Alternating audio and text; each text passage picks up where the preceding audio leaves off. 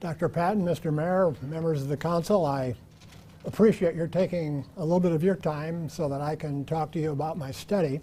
As you know, and as Dr. Patton has told you, we've done this before, and since then things have changed. The tolls, of course, have gone up, and the MLK is no longer tolled, and people have adjusted, and we don't have as many closures out there, so it's appropriate to take another look at the impact of the tolls on what's happening in Portsmouth.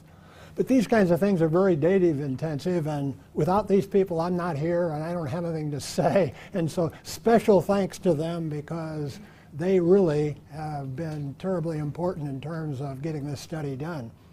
In the previous study, what I found were that the effects of the tolls were more negative on Portsmouth easily than any other city in the region.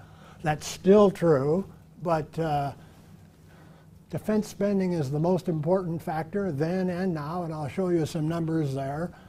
Taxable sales were reduced about $14 million a year back then, and that's gone down, and I'll show you some numbers there. But the impact was larger on the Midtown Tunnel than on the Downtown Tunnel. And I think the reason for that is it's a little bit more defense-oriented, related to the Naval Base Norfolk and some things such as that. Now in 2018, Portsmouth is still more vulnerable than any other city in the region, 6 times as much as Virginia Beach. How do I come to that conclusion? Well, if you look at the number of people going in to Portsmouth to jobs and going out of Portsmouth to other jobs in other cities, and you compare that to the population of the city, Portsmouth is simply much more impacted than anybody else. Virginia Beach has lots of people going back and forth, but they have 450,000 people. And Portsmouth population is much smaller, and so that's one of the reasons why it's affected so much more. But the impact of the tolls has gone down on traffic. People are gradually adjusting. I'll show you in a moment a little bit of data showing that, for example, people are using Easy Pass more often now and some things like that. And I'm not saying they like it, but gradually they're adjusting to the tolls, and so the adverse impact has gone down, but it's still much larger at the Midtown than at the Downtown. My estimate now is that the tolls are costing Portsmouth about $8.8 million of taxable sales annually. On the other hand, a little bit of a positive, I don't find any evidence that the tolls have impacted residential real estate. I'll show you a little bit of data there that the real estate residential market in Portsmouth is actually doing pretty well. Portsmouth properties are very reasonably priced, and that's made them attractive to lots of people out there. The MLK, taking the tolls off, has had a small but positive effect on tolls through the 2 big tunnels. The tolls appear to be having some kind of a negative effect on assessed valuations, but it's going to take a little bit more time to see that, because that's a more long-run process in which things, properties get assessed more slowly and the like. But one of the noticeable negative effects of the tolls is that the Old Town, downtown area of the city is getting affected much more. And I'll show you some data there that taxable sales are actually down in Old Town, but they're up in the rest of the city. Now, back to this issue of how vulnerable Portsmouth is. If Virginia Beach is 1, then Portsmouth is 6.3 in terms of the relative vulnerability. Much more than Norfolk, much more than Suffolk. And Chesapeake and Newport News and cities like that in the region really aren't affected really very much at all. So when you're talking to members of the General Assembly, what you have to say is that this is a regional facility, but Portsmouth is paying really the major price for its operation. If you look at annual tunnel traffic, both of these lines are sort of downward trending, especially the downtown tunnel. You know, there were 35 million people going through, and even before the tunnels were initiated, it was down to 30 million something. So when you think about declining traffic, the tolls are bad, no question about that, but there are other factors out there, primarily defense spending. And I'll show you some data on that in a moment. Notice, though, that the downtown tunnel numbers have really begun to recover. Not much recovery at all there. We've actually continued the same kind of negative trend at the Midtown Tunnel. Now, if you think about days of the week, the tunnel traffic is very sensitive to the day of the week. And if Monday is the lowest day, of the weekdays, then the highest day, as you can see, is Tuesday at 1:30, or excuse me, Wednesday at 139.6.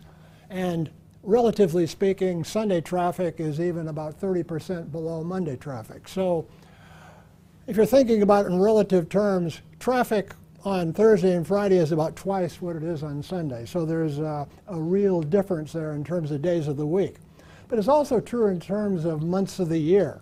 And you can see, again, if we scale January as 100, the highest traffic month is August, about 26% higher. And I'm presuming that's vacation traffic and other kinds of things, people going to the beach and the like. So when you're thinking about traffic flows, unless you know the day of the week and the month of the year, you're really missing something, because the traffic flows are really highly variable in terms of the calendar. And when you say, well, how can we figure out the impact of the tolls on traffic when there are all of these other factors? Well, economists are data kinds of people. And so we use a technique called multiple regression, which sort of says, look, how can we explain one thing on the basis of 5 or 6 or 7 or 8 other things? So the things in gray there are the things that I considered and I could get data on, not only tolls, but month, day, whether the universities are in session, defense spending, jobs in Portsmouth, but jobs in the rest of the region, port activity, and traffic disruptions. Traffic disruptions turn out to be very important on a daily basis. On some days when there's a traffic disruption, meaning that one of the lanes is closed off or even maybe both lanes, traffic is down 70%. And what's even worse is that that negative effect trails on to the next couple of days. People say, I didn't get through, I can't get through, I'm not going. And so a traffic stoppage in the tunnels in one day affects Portsmouth in succeeding days. So what did I find? Well, downtown tunnel traffic is down, about 10% relative to what it would have been without no tolls. In midtown traffic, a little bit more. And so these are both roughly about 60% or about 3/5 of what I found 3 or 4 years ago. So the negative impacts are declining, but they're still very much there. But the most important determinant of tunnel traffic is defense spending after tolls.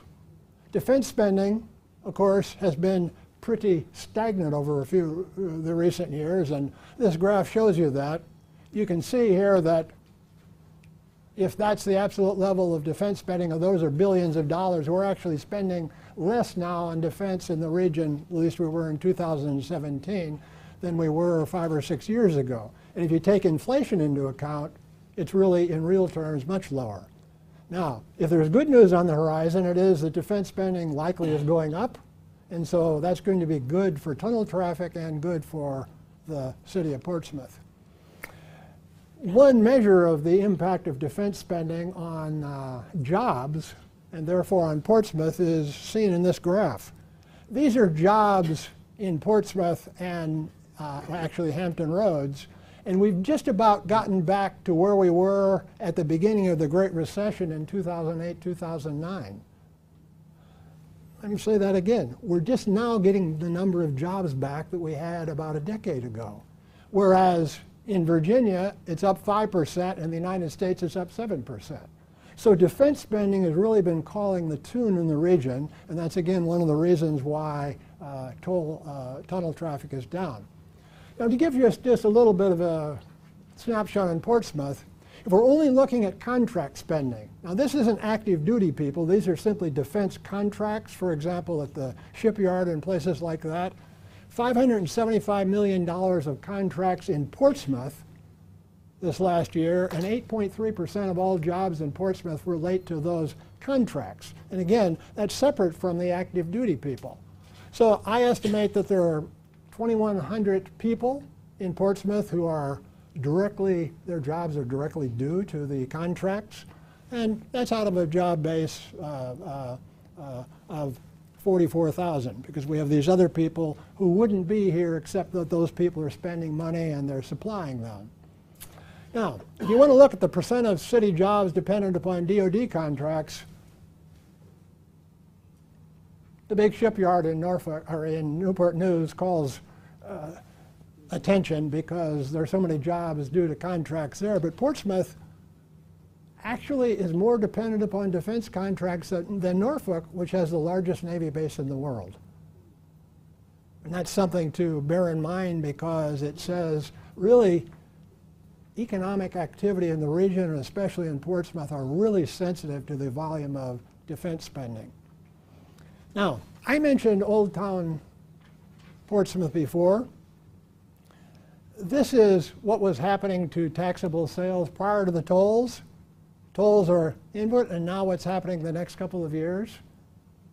Taxable sales are down in Old Town, and I went around then and now and interviewed people at the businesses, and some of them showed me taxable sales numbers, and actually they were broken down by zip codes, and an impressively large number of their customers at some of the restaurants come from across the water, and those people have been discouraged. Now, perhaps that will recover, and perhaps some of that is due to defense spending as well, but if you're out in Churchland, let's say, the impact of the tolls might be a nuisance, but it's not nearly as important as the impact on Old Town.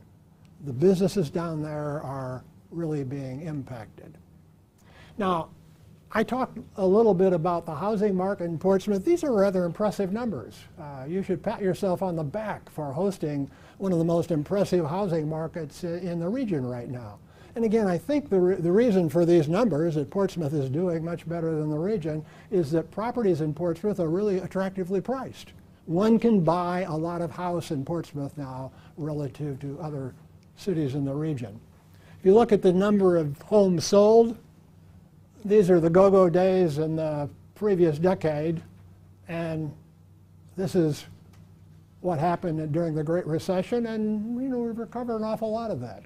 We're not back to those go-go days, but that's probably a good thing. I talked a little bit about assessed valuation. There's limited evidence there that assessed valuations are not increasing as fast in Portsmouth as they are in the rest of the region.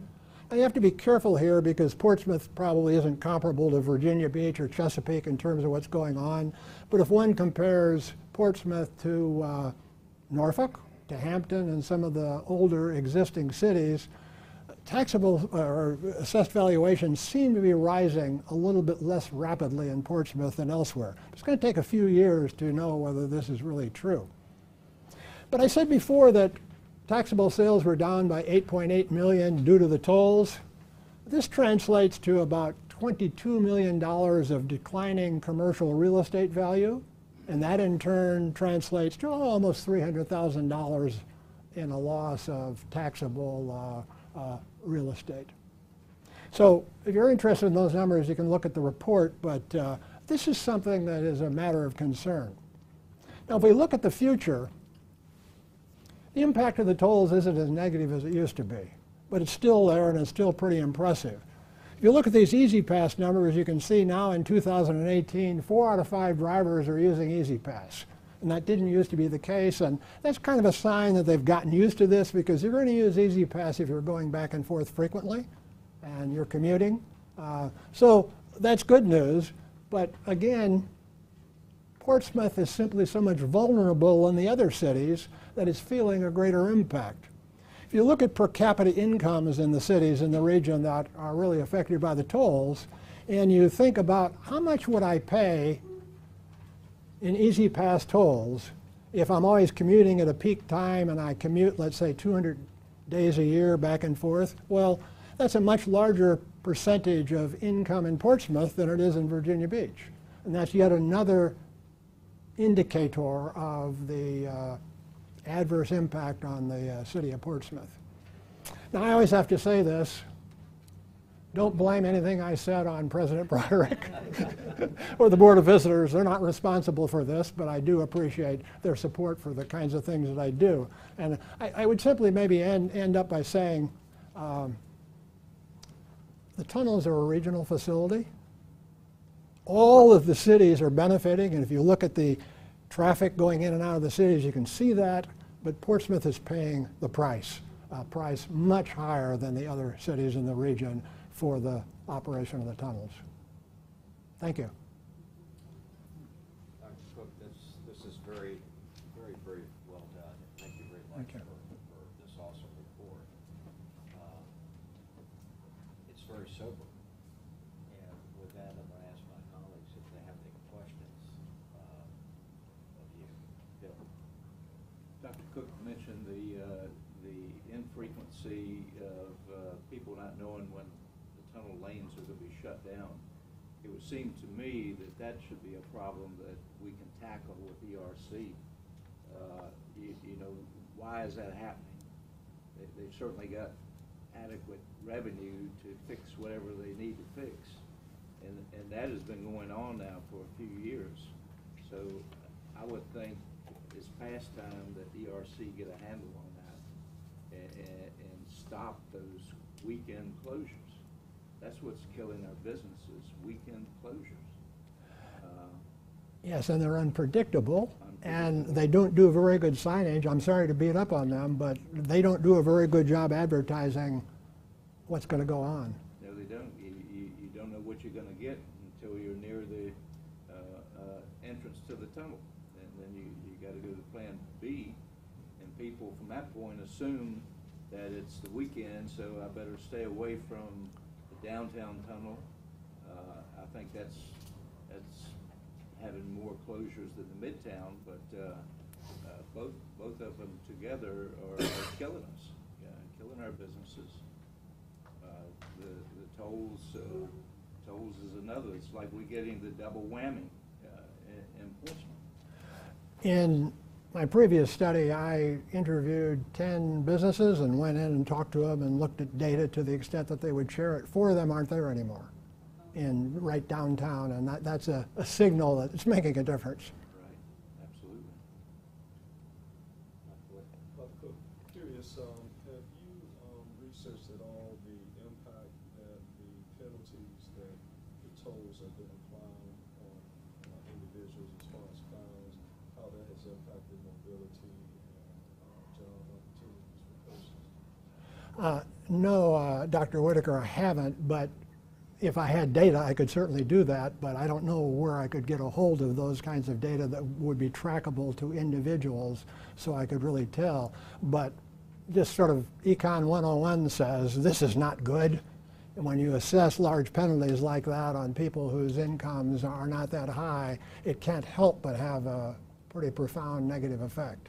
And you know, people get something in the mail saying they owe a couple of $1,000. That's a huge hit on some of these people.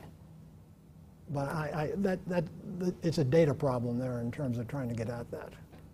Would those cases be filed in court at all? ERC is pursuing them legally?